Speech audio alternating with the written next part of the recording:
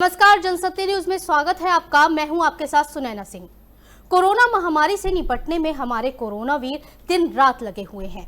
बावजूद इसके उन पर हमले रुकने का नाम नहीं ले रहे। उत्तर प्रदेश के अलीगढ़ में लॉकडाउन का पालन कराने गई पुलिस पर जबरदस्त पथराव किया गया। इस झड़प में एक पुलिसकर्मी घायल हुआ है, उसके सिर में चोट लगी है। दरअसल लॉकडाउन के दौरान 6 से 10 बजे मार्केट खुलने का समय है। समय पूरा होने पर पुलिस बाजार को बंद कराने लगी। इस दौरान भीड़ ने पुलिस पर पथराव कर दिया। जानकारी के मुताबिक अलीगढ़ के शहर कोतवाली के भुजपुरा में प्रशासन के जरिए सुबह 6 से 10 बजे तक बाजार खुलने की छूट दी गई है। समय पूरा होने पर पुलिस कर्मियों ने सब्जी और दूसरे दुकानदारों से लॉकडाउन का पालन करते हुए दुकानें बंद करने को कहा। इस दौरान पुलिस और दुकानदारों के बीच कहासुनी हो गई और स्थानीय ठेली वालों ने पुलिस पर हमला कर दिया। देखते ही देखते हमले ने इतना तूल पकड़ लिया कि पुलिस पर पथराव शुरू हो गया। घटना की सूचना मिलने के बाद मौके पर भारी मात्रा में पुलिस फोर्स, नगर निगम कर्मचारियों की टीम भी इकट्ठा हो गई।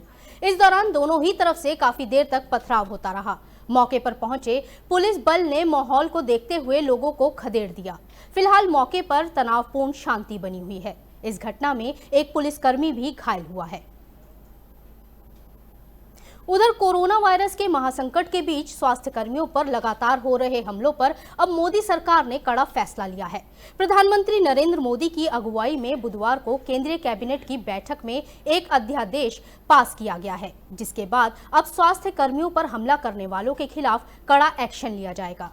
इसमें 3 महीने से 7 साल तक की सजा का प्रावधान है। केंद्रीय मंत्री प्रकाश जावड़ेकर ने कैबिनेट बैठक में लिए गए फैसलों की जानकारी दी। जावड़ेकर ने कहा कि कई जगह डॉक्टरों के खिलाफ हमले की जानकारी आ रही है। सरकार इन्हें बर्दाश्त नहीं करेगी। सरकार इसके लिए एक अध्यादेश लेकर आई है, जिसके तहत कड़ी सजा का प्रावधान किया गया है।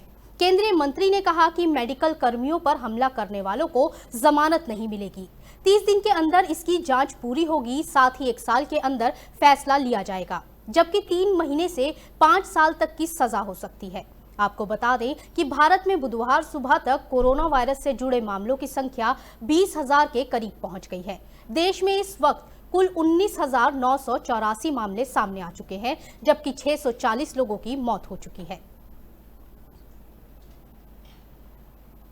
वहीं इंदौर में कोरोना पॉजिटिव मरीजों के आंकड़ों में पहले से कमी देखने को मिल रही है। मंगलवार को 8 नए कोरोना मरीज सामने आए हैं, जिसके बाद इंदौर शहर में कोरोना पॉजिटिव की संख्या 923 हो गई है। इसके अलावा अभी तक 72 कोरोना पॉजिटिव मरीज ठीक होकर अपने घर जा चुके हैं।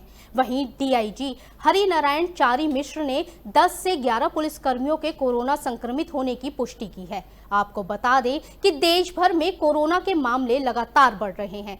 पिछले 24 घंटे में कोरोना के 1383 नए मामले सामने आए हैं। वहीं 50 लोगों की मौत भी हुई है। उधर बिहार के अररिया में होमगार्ड जवान से उठक बैठक कराने वाले एएसआई को सस्पेंड कर दिया गया है। नीतीश सरकार ने एएसआई गोविंद सिंह को निलंबित करने का आदेश जारी किया है। आपको बता दें कि इस पूरी घटना का वीडियो वायरल हो गया था। इसके बाद नीतीश सरकार ने जांच के आदेश दिए थे। दरअसल देश के कई इलाकों से लॉकडाउन उल्लंघन की तमाम खबरों के बीच बिहार से चौंकाने वाली तस्वीरें सामने आई थी। अररिया में एक अधिकारी को रास्ते में रोकना होमगार्ड जवान को महंगा पड़ गया था। अधिकारी ने अपने सामने उठक बैठक लगवाकर होमगार्ड जवान से माफी मंगवाई थी। सजा भुगतने वाले इस जवान की गलती सिर्फ इतनी थी कि उसने लॉकडाउन में कृषि पदाधिकारी की गाड़ी रोक दी थी। इसके बाद जवान से उठक बैठक करवाया गया। उधर पश्चिम बंगाल की बात करें तो वहां कोरोना को लेकर राज्यपाल जगदीप धनखड़ ने सीएम ममता बनर्जी पर आरोप लगाया है। राज्यपाल ने कहा है कि राज्य और केंद्र सरकार में टकराव की स्थिति बिल्कुल स्पष्ट है, जिसकी सबसे बड़ी वजह यह है कि राज्य सरकार गरीबों को राशन नहीं दे रही है। राज्य सरकार सिर्फ प्रचार में जुटी है। साथ ही राज्यपाल ने कहा कि कोरोना से लड़ाई ड्रामेबाजी के जरिए जीती नहीं जा सकती। कोरोना वायरस से बनी स्थिति तीसरे विश्व युद्ध की तरह है, लेकिन राज्य सरकार इसे लेकर जरा भी गंभीर नहीं है और केंद्र के साथ मिलकर काम करने की जगह अपने अहम की संतुष्टि पर ज्यादा ध्यान दे रही है। प्रधानमंत्री जी के द्वारा दिया गया चावल अभी राज्य सरकार किसी कारणवश नहीं दे रही है। मैंने 19 तारीख को ही देश के मंत्री रामविलास पासवान जी से बात की। उन्होंने मुझे बताया कि केंद्र सरकार ने अपनी तरफ से पूरा प्रयास किया है। राज्य सरकार पता नहीं क्यों जो चावल गरीब के लिए है दे नहीं रही है। मैंने राज्य सरकार पर प्रभाव डाला, राज्य सरकार को पत्र लिखा, उनसे अनुरोध किया कि ऐसा कोई कारण नहीं होना चाहिए कि जो जनता के लिए है, जो केंद्र सरकार ने मुफ्त में दिया है, उसको क्यों नहीं दे रहे हैं।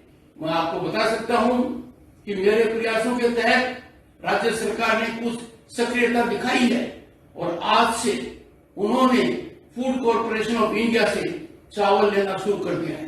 मैं उम्मीद करता हूं कि यह चावल निश्चित रूप से आपका पेट भरेगा, जिनके पास जाना चाहिए उनके पास जाएगा। यह चावल किसी भी तरीके से उन लोगों के पास नहीं जाएगा जो ब्लैक मार्केटिंग करते हैं, उन लोगों के पास नहीं जाएगा जो इसका राजनीतिकरण करते हैं।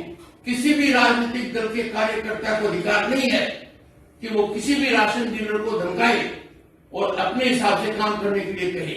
जो ऐसा करेगा वो कानून के शिकंजे में आएगा और जो अधिकारी इसकी नजरअंदाजी करेगा वो बहुत तकलीफ में आगे पड़ जाएगा। वहीं बात करते हैं मध्य प्रदेश की राजनीति की। कांग्रेस के आरोप प्रत्यारोप की राजनीति के बीच मध्य प्रदेश में मंत्रिमंडल का गठन कर दिया गया है। मुख्यमंत्री शिवराज सिंह चौहान ने आज 5 मंत्रियों को उनके मंत्रालय सौंपे। इन 5 मंत्रियों ने मंगलवार को ही शपथ ली थी। मध्य प्रदेश में मंत्रिमंडल गठन में शामिल 5 मंत्रियों को अलग अलग विभाग सौंपे गए हैं। नरोत्तम मिश्रा को गृह मंत्रालय के साथ साथ स्वास्थ्य मंत्रालय भी सौंपा गया है। वहीं कमल पटेल को कृषि मंत्री बनाया गया है। तुलसी सिलावट को जल संसाधन विभाग दिया गया है तो गोविंद सिंह राजपूत को खाद्य मंत्री का कार्यभार सौंपा गया है।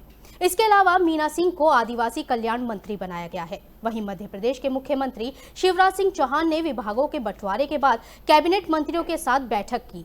मध्य प्रदेश में सरकार बनने के 29 दिन बाद मुख्यमंत्री शिवराज सिंह चौहान ने अपने मंत्रिमंडल का विस्तार किया है।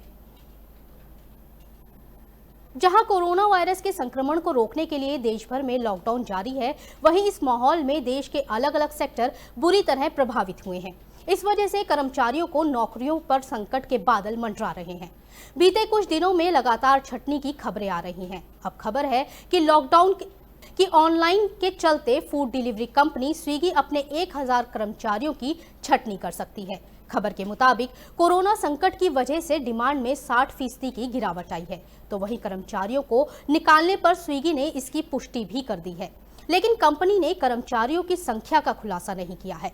रिपोर्ट में बताया गया है कि कंपनी किराए को कम करने के लिए अपने क्लाउड किचन के आधे हिस्से को बंद कर सकती है। स्विगी की ओर से छंटनी की खबर ऐसे समय में आई है जब NRAI यानी national restaurant association of India ने बड़े नुकसान की आशंका जाहिर की है। NRAI के मुताबिक जोमैटो, स्विगी जैसे डिलीवरी चेन का कारोबार घटकर 90% पर आ गया है। अनुमान है कि कोरोना की वजह से उसके 5 लाख सदस्यों को साल 2020 में 80,000 करोड़ रुपए का नुकसान हो सकता है। आपको बता दें कि देश में 90% रेस्टोरेंट लीज पर ली हुई जगह पे चलते हैं। करीब 20% ऐसे संगठित रेस्टोरेंट मॉल्स में हैं। इसके अलावा बाकी शहरों के मुख्य इलाकों की सड़कों पर है। इन रेस्टोरेंट को अपनी आमदनी का 15 से 30% तक किराया देना होता है। उधर कोरोना वायरस को लेकर अमेरिका और चीन के बीच तल्खी बढ़ती जा रही है। हालात यहां तक बिगड़ गए हैं कि अब अमेरिकी राष्ट्रपति डोनाल्ड ट्रंप ने चेतावनी दी है कि अगर चीन नियमों का पालन नहीं करता तो वो उसके साथ हुई ट्रेड डील को खत्म कर देंगे। ट्रंप ने कहा है कि चीन के प्रति उनसे ज्यादा सख्त और कोई नहीं हो सकता। गौरतलब है कि चीन से आए कोरोना वायरस महामारी को लेकर दोनों देशों के नेताओं के बीच काफी बयानबाजी चल रही है।